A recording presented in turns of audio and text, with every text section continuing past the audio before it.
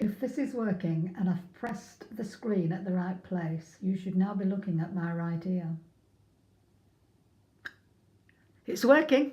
Hang on. Now you can have a look at my left ear. Yeah. All right. Now you know that I've got two ears. They don't match. You know that, don't you? Ears don't match. Like your feet. This one's bigger than the other. And I think it's the ears. Or is it the ears or the nose that's the last thing to stop growing before you exhale completely? Expire. Keep getting my words muddled up. I was telling somebody that today. I'm using the wrong words. I was listening to a vlog that I did and I said, and the company existed of, and I meant consisted of. So I need to really do more concentrating. I need to read that dictionary 3 times a day as opposed to just once now. And what else do I need to do? Tell you about the ears, yes. So the ears, they're a strange thing. I thought we've done the nose, we've done the brain, we've done the bruises, and we've done the backside. We've done a bit of the voice. So I thought, well, ears, you know, they're quite important in the scheme of things, because when you think about what we use them for, if you take away some of the other senses, the ears are very important when telling us whether someone is coming. Think about it. But do they tell us when someone is going away? Ooh, that's a puzzle, Yvette. Nanny vlog. Well, I think that your ears are there not to be picked and, you know, like the nose job and bring out all this gunge, which is natural, isn't it? I mean, it forms naturally inside the ears.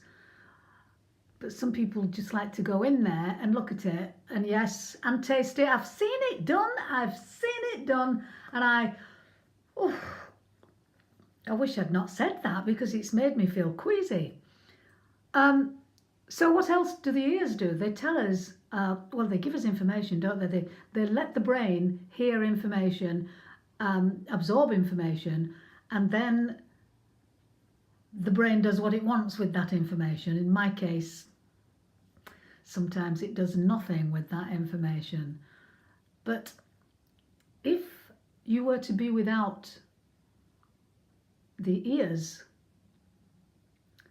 then we would be relying solely on information going in through sight, smell, taste and touch, which would be quite something. And I'm not going to go into what it might be like to be a non-hearing person, because I don't know enough about it, because as you know, I studied neurology. But I do remember as a child I had an uncle. He was called Uncle Bob and he was from Lancashire, and he taught me how to spin a big old penny on a tray. Like that you do it. Anyway, I can still do it, not with a big old penny, although I have got some big old pennies. And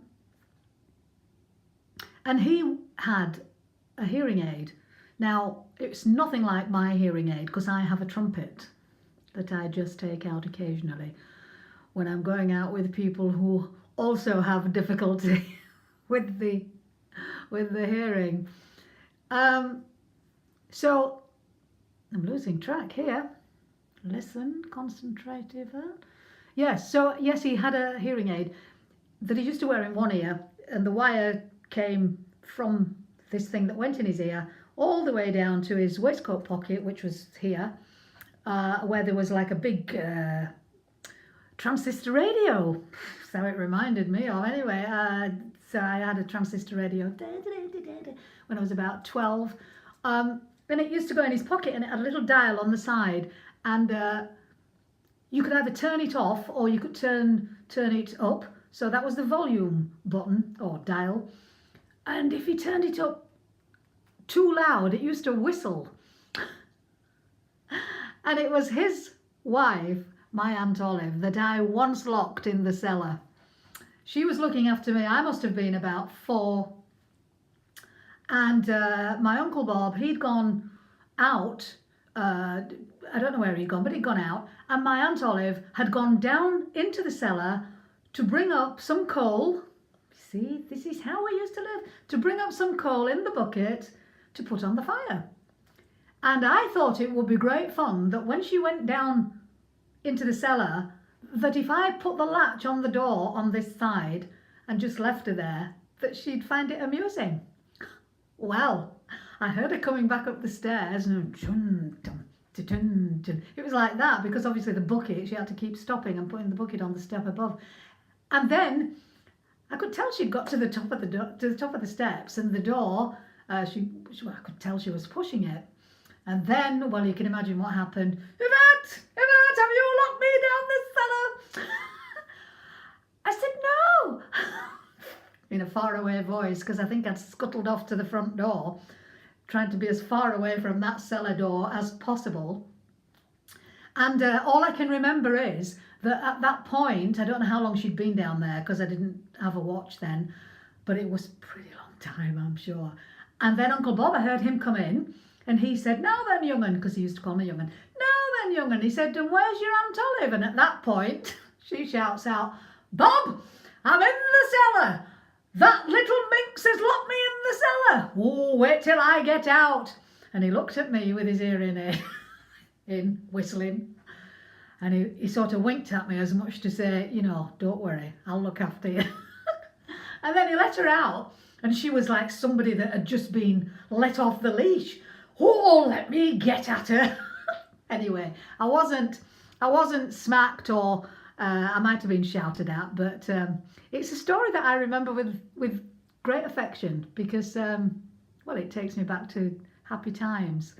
And yes, so that was Aunt Olive and Uncle Bob with his hearing aid. Anyway, 7 minutes. Ears, I'm going now. Some more waffle for today. Hope everybody's well and happy. And I'll see you all soon. Tomorrow it will be. I hope you're still subscribing and liking, and bye for now.